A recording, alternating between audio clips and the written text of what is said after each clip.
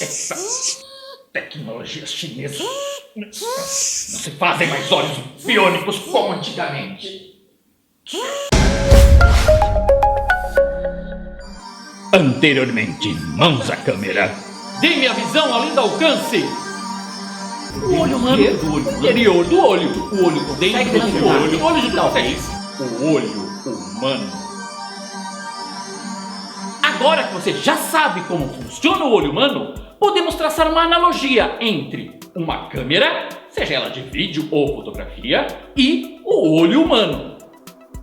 Na verdade, o princípio da câmara escura, no qual qualquer câmera de vídeo ou de fotografia se baseia, nada mais é do que a simulação do funcionamento do olho humano. Afinal, o que é esse tal princípio da câmara escura? Não, essa câmara, Edson. É outro tipo de câmara. Não essa. Obscura não, escura. Ao que parece, foi algo descoberto completamente por acaso e só depois passou a ser objeto de estudos mais aprofundados. Parece que tudo que é importante é sempre descoberto por acaso, né? O fogo, a roda, a penicilina, netas de imperadores da galáxia. Alguém que estava dormindo em seu quarto percebeu que a luz da manhã, que passava pelo buraco da fechadura na porta, projetava na parede oposta uma imagem invertida do ambiente que estava do outro lado da porta. Uma imagem fraca, ligeiramente fora de foco, invertida de ponta cabeça e da direita para a esquerda. Basicamente, a tal da câmara escura é um ambiente vedado à luz, no qual os raios luminosos entram por um pequeno orifício. Pode ser um quarto escuro com o buraco de uma fechadura antiga. Pode ser o olho humano e o orifício da íris. Ou pode ser o compartimento interno de uma câmera e o orifício do diafragma. Tá, pode ser uma lata de leite com um buraquinho feito com um prego. Também funciona. E como num passe de mágica, a imagem é projetada na parede oposta à parede que possui um orifício. No caso da câmara escura original, a projeção se dá na parede do quarto. No caso do olho humano, a projeção se dá na retina. E no caso de uma câmera qualquer, a projeção ocorre no sensor. No caso das antigas câmeras de película, a projeção se dava na película fotossensível. Se aumentarmos o tamanho do orifício por onde a luz entra, dentro da câmara a imagem ficará mais brilhante, porém começará a perder foco em algumas áreas. Pois agora os raios luminosos passam a ter mais de um caminho para atingir a superfície de projeção. E quanto maior for o orifício, mais brilhante e clara fica a imagem, porém começa a perder foco em mais áreas. Por enquanto, iremos nos ater na comparação entre as partes que compõem o olho humano e as partes que compõem uma câmera, seja de vídeo ou fotografia.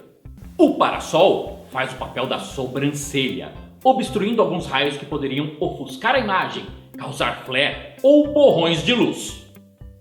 O filtro de proteção faz o papel da córnea e serve como proteção para todo o conjunto da objetiva que fica atrás dele. O conjunto de lentes que compõem a objetiva faz o mesmo papel que o cristalino do olho humano. Ou seja, é responsável pela efetiva focalização da imagem. E no caso das objetivas, também pela determinação da distância focal e do ângulo de visão.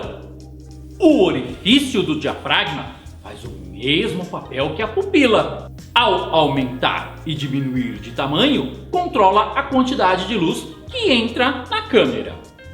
Já o diafragma faz a mesma função que a íris do olho humano.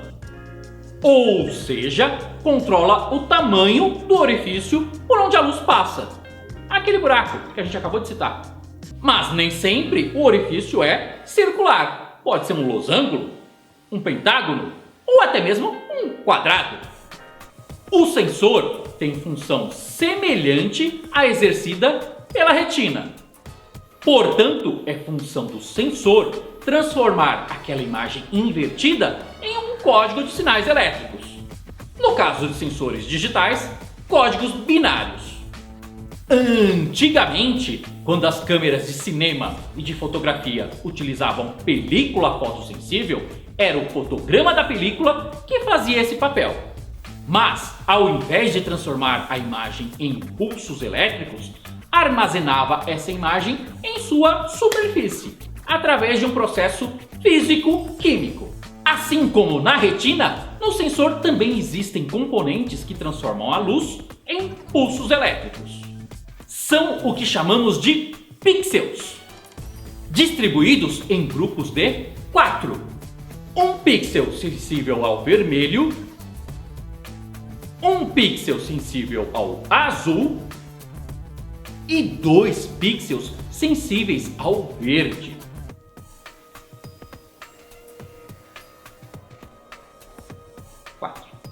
Grupos de 4. Quanto maior a quantidade de pixels presentes no sensor, maior será a resolução da imagem. O que são 2 pontinhos verdes no meio de um pontinho azul e um pontinho vermelho? Pixels. Isso mesmo, pixels! Já os componentes de processamento eletrônico do sinal fazem o mesmo papel que o nervo óptico e o cérebro. Humanos, no caso, não cibernéticos. Transformam os sinais vindos do sensor em códigos que podem ser armazenados em uma mídia. Em última análise, a mídia de gravação faz o mesmo papel que a nossa memória, armazenando as imagens para que elas possam ser lidas posteriormente. Mãos à...